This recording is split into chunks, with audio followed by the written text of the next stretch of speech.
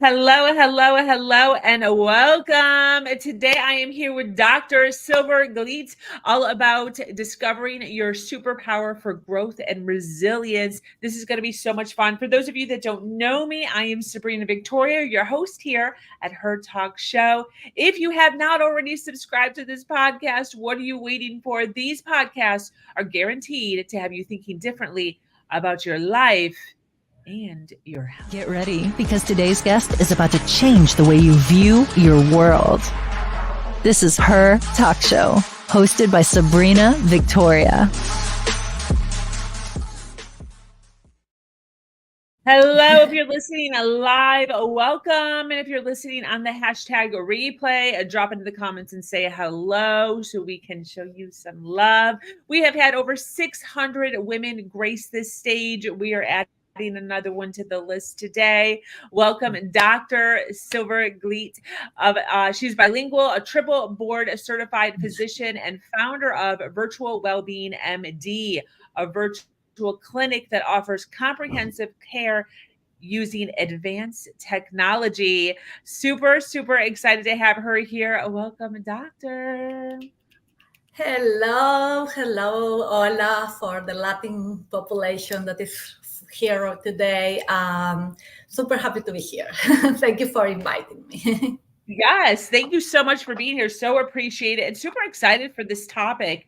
I think so often we forget about the importance of not only growing our resilience and our personal development, but that we can grow our personal development and our resilience. We're not necessarily stuck where we're at in our story. So I'd love for you to talk a little bit about why this subject, why are you bringing this to us, and why is this so important to know? I believe that the number one reason is that majority of us, we will have to go through challenges in life. It's impossible to say that we are alive and challenges are not in front of us. And challenges can come in different colors and different flavors and different sizes. But no matter what, we will have to confront them and to decide at that point if we will collapse in front of them or we will keep going. And the power of resilience and grow are the ones that allow us to keep going and keep improving and becoming again and again better version of ourselves. And probably the opposite will be what we call in the clinical term post-traumatic stress, right? Or burnout or depression, that is, or grief, right? Abnormal long-term responses to challenges that we were not able to cope with or to manage appropriately during the right time. So again, challenges are opportunities to grow, or challenges are opportunities to collapse, to get sick. And we have in our hands that power to take that decision. Absolutely. Absolutely. Definitely. I love what you're saying here as far as the word collapse. I think that that's very strong and definitely a visual that I think so many of us can relate to, of just feeling so bogged down, feeling so tired, and almost as if the universe is against us and we just want to collapse. We just want to give up. Yes, and that's kind of the feeling, right? Like we have been using the term mental illness or burnout or stress as something that is very, let's call it kind of a romantic term, right? Something that is in the book, something that is spiritual or sublime. But the truth is that those terms reflect changes in our body, chemical changes in our body that will contribute to diseases. So when you are in chronic stress, that at the end will be translated into burnout, depression, insomnia, anxiety, obesity, cardiovascular disease, even cancer, right? What is happening in your body is a transformation of how we manage the energy, right? And I'm not talking about a spiritual energy only, but really a physical energy that allows us to function. So this lack of balance in our body contribute to all these feelings. This is not just I feel tired. It's like really energetically your body is not able to cope with the needs that you have, because you are using all that energy to kind of survive. We put our body in survival mode instead on a productive mode that allow us to keep going in a positive way. So we are living in survival mode. Yeah. And I can 100% relate to this, and the fact that we really do, can get to a point where we are in survival mode and all of our energy is going towards this mentally, emotionally, physically. So, speaking to, we have a ton of people watching live right now, and I'm sure a handful of them are going through something right now. Yes. It's just inevitable. We're always good. There's always somebody going through something. What is the solution? How does somebody start to pull themselves out of this this collapse, as you said, that they're in? How do we give ourselves hope? And what are some of the steps? Well, when you say that many are probably going through this, I want to reinforce that with numbers. I like numbers because that gives you a better perspective, right? Today, if you see the group of physicians, right? That normally we see physicians, I am a physician too, we see physicians as probably the most stable individuals, type A, successful in many levels, intellectually in the high level, and they have knowledge of their own bodies and their health. You will be surprised knowing that 65% of them are burnout. So Wow. the community is even the same or even more. And if you think about physicians, again, I am using the physicians because, again, this is a respected group. If you think that 400 physicians die by suicide in the country, in the US, every year, right? You can see the red flags. And in the US, 49,000 individuals died by suicide last year. 49,000. So I use this to let everybody know that if you are going through any physical or mental symptom or concern, you are not the only one. This is nothing that should embarrass you or make you feel ashamed or make you isolate. Absolutely the opposite. And you were asking what's one of the solutions. One of the solutions is to use our emotional intelligence, especially the aspect of self-awareness, and recognize, is to do a checkup in ourselves and ask ourselves, is this who I am? Is this my happy, healthy me? Do I feel good? And after asking ourselves if we are okay or not, is can I make it better by myself, or do I need to ask for help? I And love I believe that. that's a step number one. That's the beginning of a journey of healing. The Yeah. opposite is just, the beginning of the end, probably, right? It's collapsing more and more and more. So we have to be true to ourselves. We can lie in front of everybody else, right? But we cannot lie ourselves in the mirror. And we need to be our own thermometer of our well-being. Absolutely. So, can I make myself better? And can I do it by myself, or do I need help from somebody? Yeah. And asking for help is something very complex. And I want to make it clear because it's scary. Asking for help is probably the most vulnerable moment of your life, right? You need to not only recognize that you have a gap, that could be a gap in something that you don't know how to do, as simple as that, right? Or could be I am suffering or I am in pain. Which is probably more traumatic even. And you need to go in front of someone emotionally naked, right? Mm. And in your most vulnerable situation and say, I need help. And that takes courage. So it's not the weak person, the one that asks for help. It's actually the strongest one, the one that will go and ask for help. And we need to applaud ourselves when we recognize our gaps and when we have the value to go and say, please help me. Yeah, absolutely, definitely.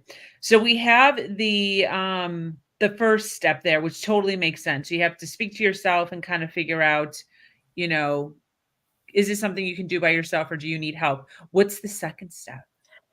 The second step is to look someone that you trust, right? When you are asking for help. Sometimes help means just calling your friend and saying, I'm feeling alone. I would like to compare my thoughts with someone else and hear, unbiased feedback. And that could be as simple as that. Or to call one of our colleagues and say, you know what, I am overwhelmed. My family is going through a difficult time. I cannot finish this work. Could you help me? But sometimes it gets to a different level, and it's the time that you need to go to a counselor, a psychologist, a physician, and go and ask for this extra support that requires more evaluation, right? And a more complex assessment of what is going on. We need to remember that when we get to the point that we are asking for help, especially because we feel very tired or because our body is not functioning appropriately, because we have depression, anxiety, insomnia, whatever it is, chronic stress, we are already having changes in our body, physiological changes in our body, and we need to create a new balance. And that needs expertise. Yeah, definitely. That's unbelievably true. I'd love for you to talk a little bit about vulnerability. I know that that's a word that you've mentioned quite a few times. I'd like to kind of start with what does that even mean? I know when I was first getting into, a personal growth, personal development, I had no knowledge that there was a different way of living, being, thinking. So if I would have heard the word be vulnerable, I don't know if I would have even known what that looks like. So I'd love for us to kind of just start there. What does vulnerability look like? Oh How my do you gosh, I know? didn't know. How do I didn't know Yeah. either. And when I mean, I had this negative connotation around that word, right? Being vulnerable is like, oh, someone can attack you, right? Or something bad will happen to you, or you are Yeah. weak. I will tell you how I discovered vulnerability, and it was the most bizarre way. It happened during COVID.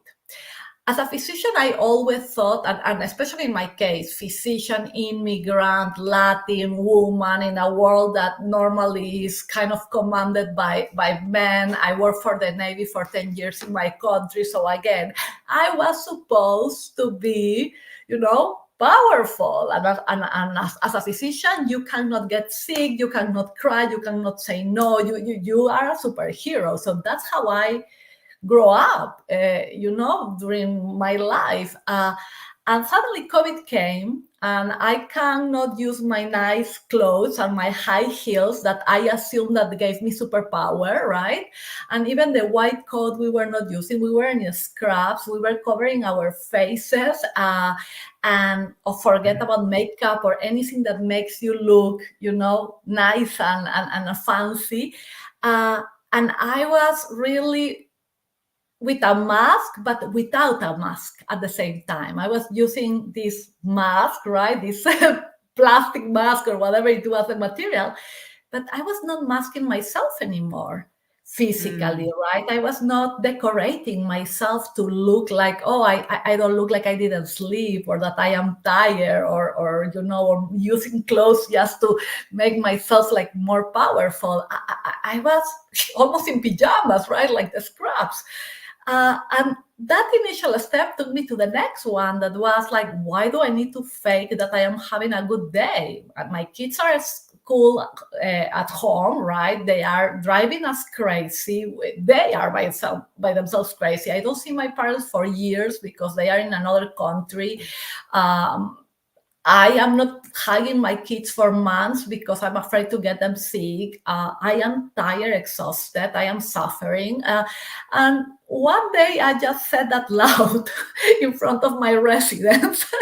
And I noticed that everybody was very confused, right? Dr. C, that is always like bubbly, today is not doing well. And it didn't feel bad. Actually, for me, it felt like, oh, like today I don't need to fake. The next day and the next week, and suddenly someone opened my door, the office, and came and it's like, Dr. C, may I speak with you? I'm like, sure, of course. And that person started to tell me, like, since you are not perfect, so now I can tell you that my life sucks too, my kids are also. And suddenly my office was full of real human beings sharing their real experience. And what I discovered is, number one, that when you remove your mask and you are vulnerable, that for me, vulnerable, my definition of vulnerable is transparent, is you being yourself, is not masking yourself. I remove a big backpack, very heavy, by the way, from my shoulders. And as a consequence of that, I gave permission to others to be as imperfect as I am, as human as I am, as weak as I am, as vulnerable as I am, and as I'm wonderful as I am too, right? Because we are who we are. Yeah, absolutely. What a great testament, too, of the power of being vulnerable. And what you said here, giving permission. We start to give permission to our community to start showing up real. And I think that is more powerful than it sounds here. It is, because what you will discover is that those around you are suffering now more than ever, and that all of us, we are masking, we are pretending. Yeah. Majority of us, we go home and we will collapse in some way or other. And real life comes with those challenges. Who can say that nothing wrong is happening in their family, that nobody is sick, that nobody has a super bill to pay, that nobody is afraid of something? We go through those things, right? And something that could be very little for me because I don't care, let's say, about the sport. So, my team is not winning, could be very important for you because you are the owner of that team. And if the team doesn't win, you lose your job. So we are not here to judge what is important or what is difficult for someone else. We are here to support that person. And the only way that we will be able to support someone around us is being vulnerable and allowing others to be vulnerable and to feel that they can share what they are going through. And some people really are going through things that are severe, that are scary, and that could be maybe that silver line between being alive and dying. And I was super surprised, to be sincere, and I cried that day of frustration and fear also, and sadness, when I asked my residents. I didn't know those 400 deaths by suicide in physicians, and I asked my residents, guys, do you know someone? Like, do you care? And I saw them so, like, relax about the topic, like, okay, it's normal. And I was like, how this is normal? And that someone know one that dies by suicide, and the hands, one after the other, everybody was raising hands. So majority of them, they knew someone that was there. And the problem is that we are getting this compassion fatigue, and we are getting used to bad things to happen without us being affected anymore. It's normal to have 49,000 individuals dying by suicide. Wow. Yeah. And for me, it's not normal. Let me clarify. It is not. Yeah. It's just not normal. It's not acceptable either. Absolutely. Compassion fatigue. I love that. I learned that term Well, I from a don't love very, that, but like yeah, I a know, you love great the term. vocabulary. Yeah. I understood. I was able to read between lines. So Yes. that term, I learned it from a very good friend of mine that is a specialist on emotional intelligence. I brought her to actually give a lecture to my residents during the times of COVID, again, trying to educate us. And I want to use, again, I want to emphasize the term educate. Being a great physician, a great CEO, a great many things, engineer doesn't make us emotional intelligence, right? Make us to have a great IQ or be very persistent. But emotional intelligence is something that can be developed. And that reinforces the fact that you were mentioning it at the beginning. We can grow, right? We can keep growing because we can develop more things. So that was the reason why I invited her. And I was surprised to hear that term, compassion fatigue. And let me explain it because it's very powerful. So there is a difference between empathy and compassion, but there is a connection too. So empathy is to feel what someone else is feeling, is to put yourself in the shoes of someone, right? That is empathy. Compassion requires an extra step. Is, yes, I am empathetic, I feel how you feel, and now I do something about it.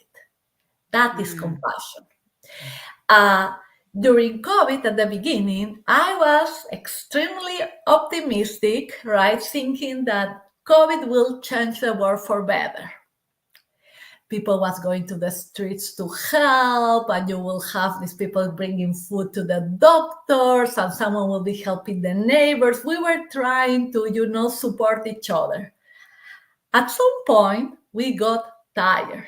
We were so afraid, we were so scared, we were so frustrated. Suddenly, your business is collapsing, and people keeps dying, and we don't see solution, and you don't see more people helping others.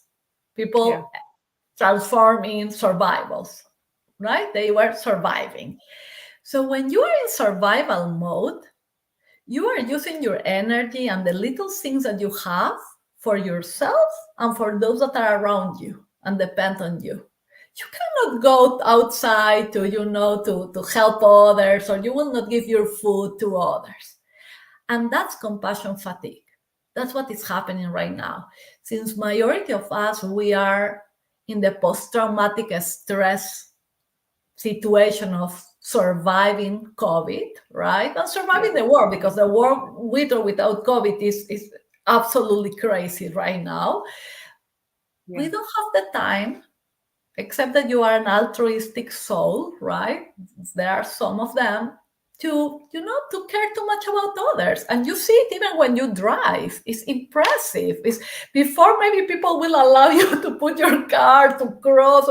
Now everybody goes aggressive. They want to get there no matter what. Compassion fatigue.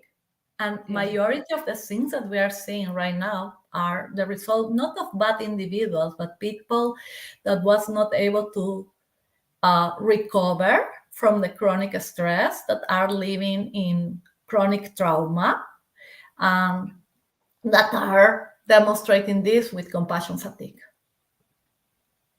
Thank you for giving that to us. That's something I've never heard of, and definitely something that I think so many of us can relate to, if not ourselves Oh falling yeah, into that, but just the yeah. world and being able to put a word or a phrase to that is awesome. So I appreciate that. So we've talked a lot about vulnerability. Um, I'd like to know, we got into this podcast talking about our superpower, discovering our superpower for growth and resilience. Would you say that it's authenticity, or that it's vulnerability, or maybe it's both?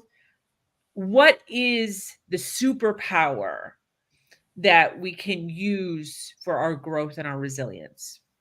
I believe that both, right? That both are connected. You cannot be vulnerable if you are not authentic, right? So I believe that that connection, that translate as an act, because that vulnerability and authenticity probably is more a way to define your the way that you behave, right? But the action will be to act with self-awareness, right? To identify your gaps and to do something about them, and to ask for help. So, but you need to start with something, right? That's the first step, is who I am when I am emotionally naked, when nobody's watching me, right, or judging me, and including myself, right, because we judge ourselves tremendously, probably more than anybody else.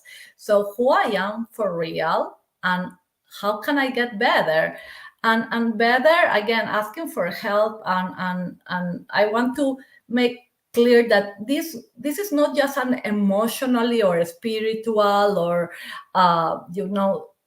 growth. This is growth depends on our body too. And as a physician, I want to clarify that we cannot be successful, we cannot grow, we cannot be even resilient or compassionate, right, if we are not physically and mentally healthy. If you are malnourished, if you are in chronic inflammation, if you are in chronic pain, if you are having insomnia, right? If your gut flora is not appropriate, if you are not eating well, it's impossible. The rest is impossible. So while many will go and finish this conversation thinking, oh, I need a psychotherapist, right? Or nothing against them. My sister is a psychologist. I love psychologists and counselors and etc. And I believe that they are great part of this combination. This combination is not completed if you don't add the physical health, because you will not be able to fix the emotions if your body is not appropriately balanced and if you are not healthy.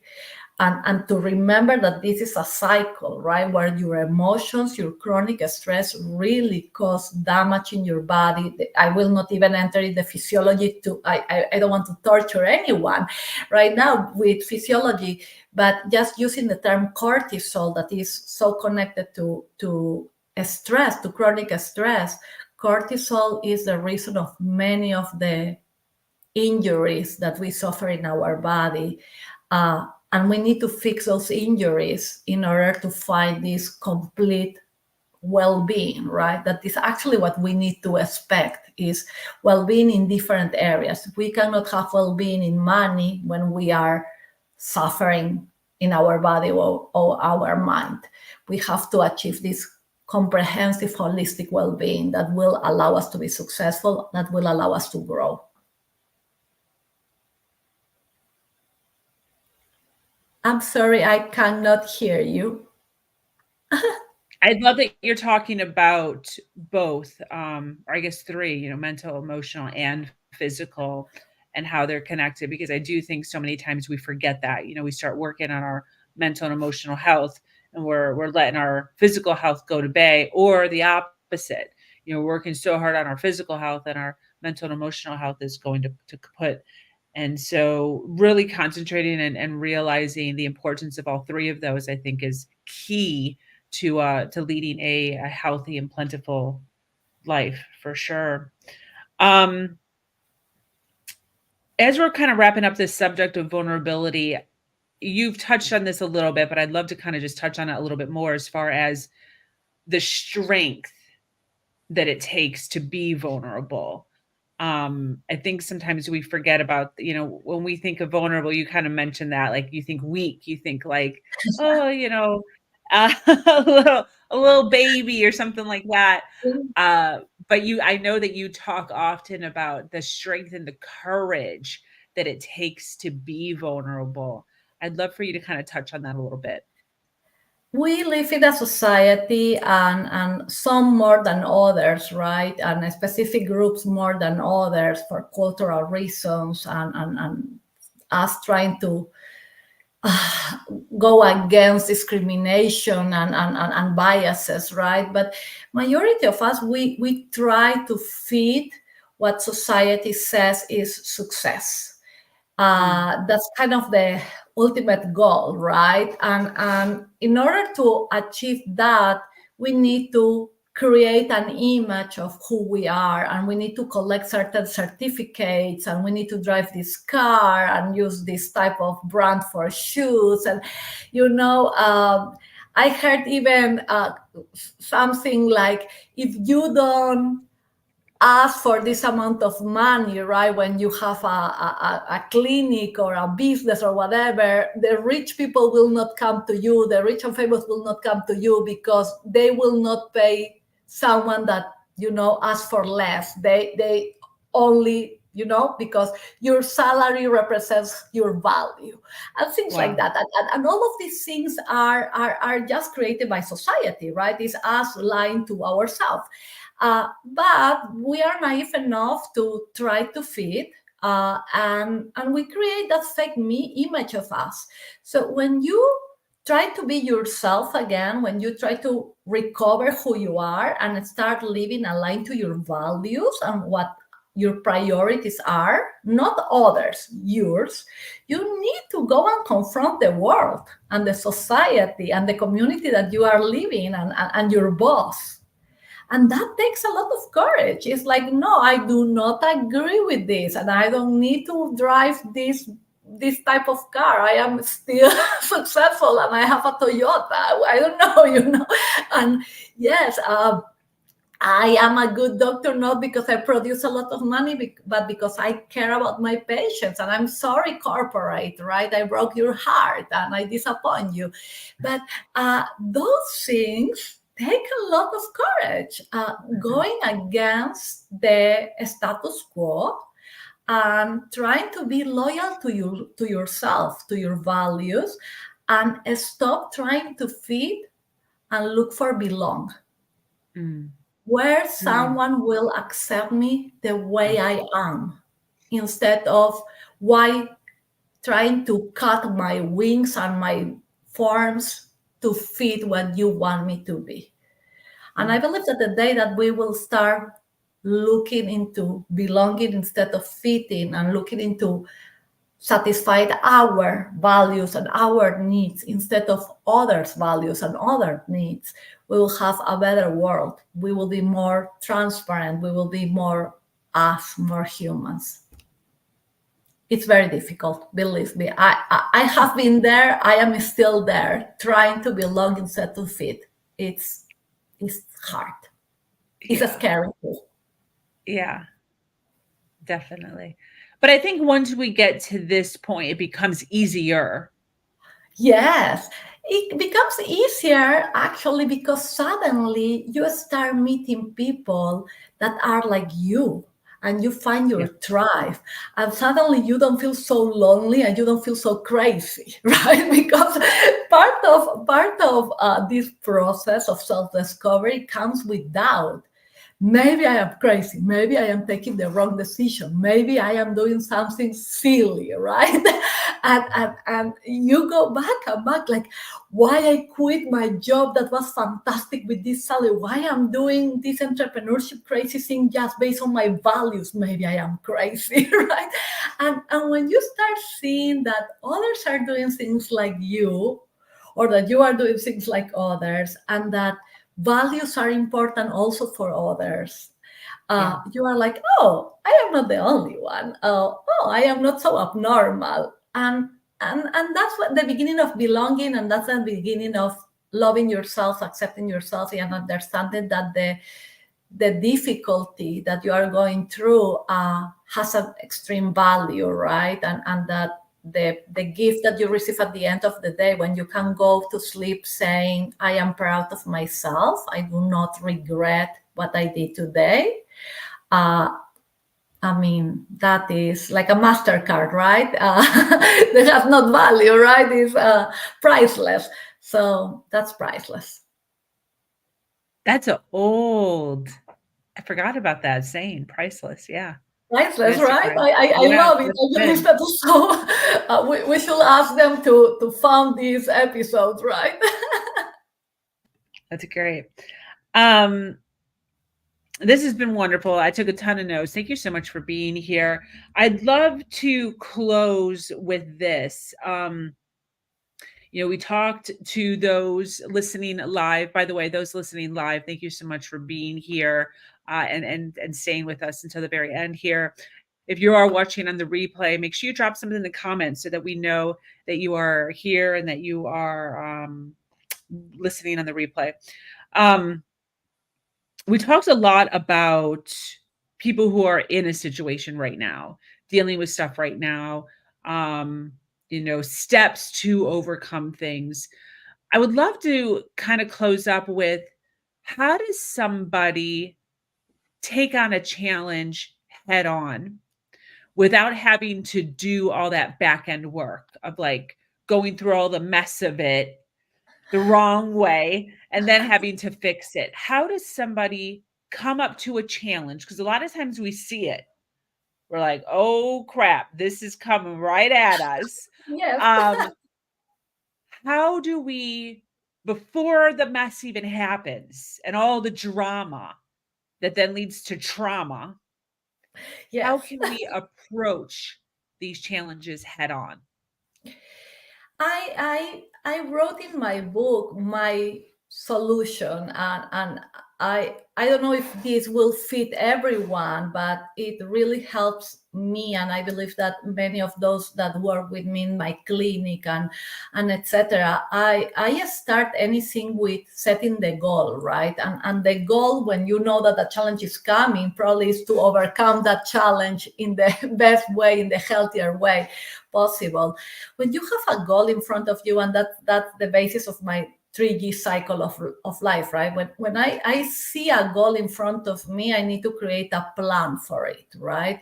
And be very efficient to analyze what are the pros, what are the cons, what are the catalysts that life will bring, right? Who could help me? What could happen in the middle that will destroy, my plan? Because things happen, right?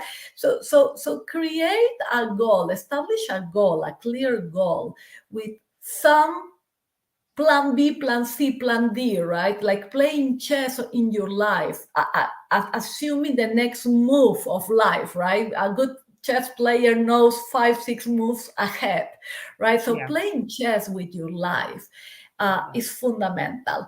And these goals, for me, the reason for these goals or the probability of these goals to be more successful are to align them with your values. You need to be true to yourself. Don't create a goal or don't create a strategy that will go against you. Like if you feel like killing someone is wrong, don't put killing as an option in your plan, right? That could not happen. So be true and be aligned to your values. The second is the second G, right? That is grit, this energy that we have inside of us and that keep us alert and oriented. But grit really needs some food, needs to be fed, right? And the way to feed grit is to have something that is a mission, a purpose. There is no good goal that comes without meaning, right? A strong goal comes with meaning, comes with purpose. Why I want to do this, why I want to avoid this challenging situation to put me down, why I want to achieve this, why my dream needs to become true.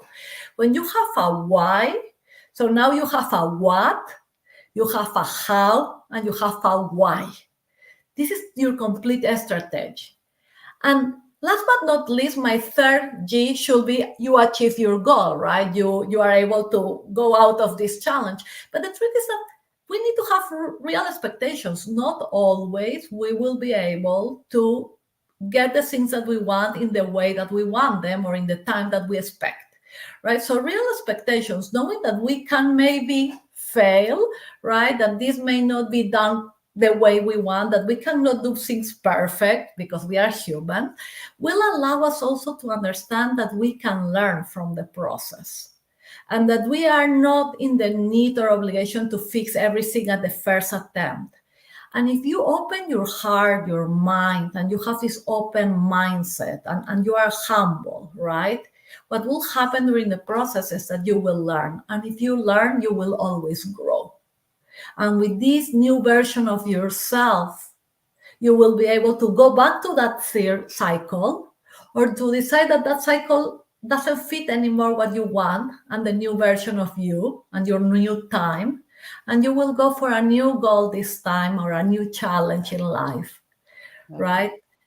Being stronger, being better, being savvier. Yeah. So good. So good. Thank you so much for sharing. Thank you. I'd love for you to talk a little bit about who you are, what you do. Obviously, we're getting a really good idea of what that is, but if you could tell us exactly what you do, and who do you help? Who should be reaching out to you? So, well, I am a triple board certified physician, a dreamer, a mom, a wellness advocate. But most important, I am someone that wants to help. And I believe that that's the best way for me to define myself and my goals and my dreams. I open a virtual well-being clinic that is a concierge clinic that is active right now in all Florida, soon also in Texas.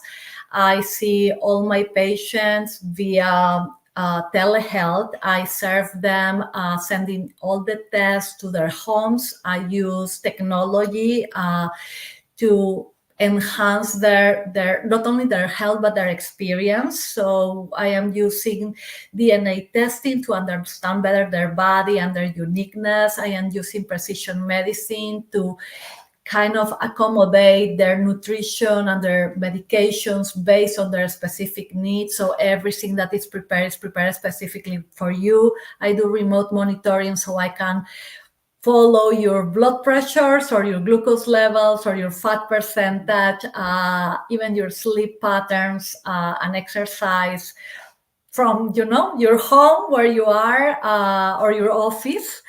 And the goal is to offer comprehensive well-being where I don't focus only on your liver or your kidney or your body weight, but I focus on yourself as a successful person, as someone that will feel much better at many levels when they finish working with me. Who are my patients, right? I believe that my patients, I divide them into two fundamental groups. I see this chronic patient that has been jumping around from PCP to PCP and has not been able to fulfill their needs because the system forced PCPs to see you in 15 minutes, and that is not enough to help that specific patient. So for chronic patients that need another perspective, another type of solutions, I am more than happy to collaborate with their PCPs. I don't act as a PCP, I am a consultant for their PCPs and for the patient.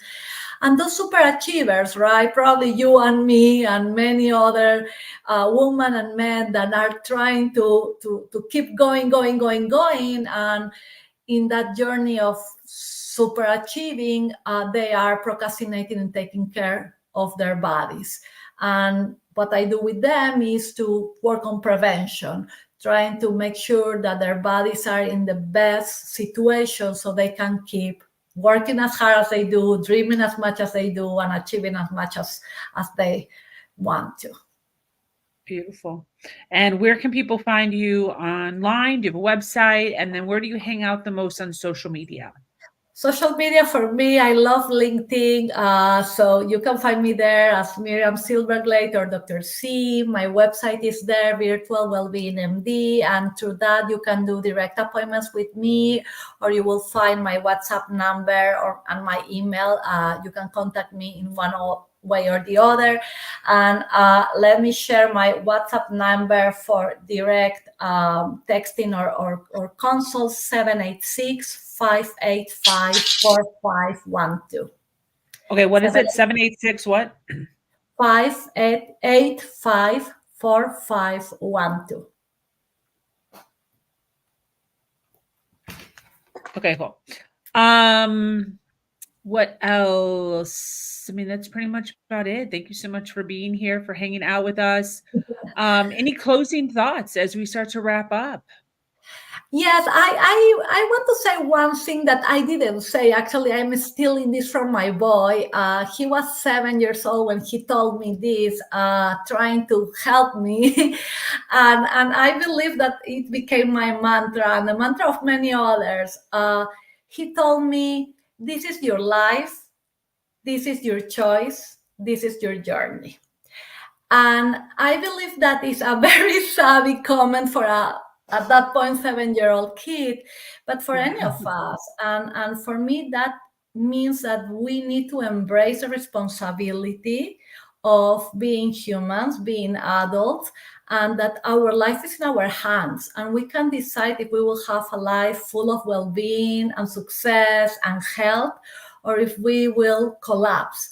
And collapsing is not a good choice. So I encourage any of you, I empower any of you to understand that you can take your own decisions and that you can make this journey a meaningful one.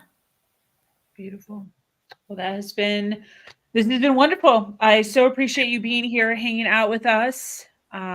This brings us to an end of yet another incredible episode of Her Talk Show. Thank you, Dr. Zylberglait. Miriam. To our dedicated listeners, thank you for staying with us until the very end. Once again, I am your host, Sabrina Victoria, and I invite you to join our amazing community, Her Nation, where we continue to have uplifting, amazing conversations just like this one.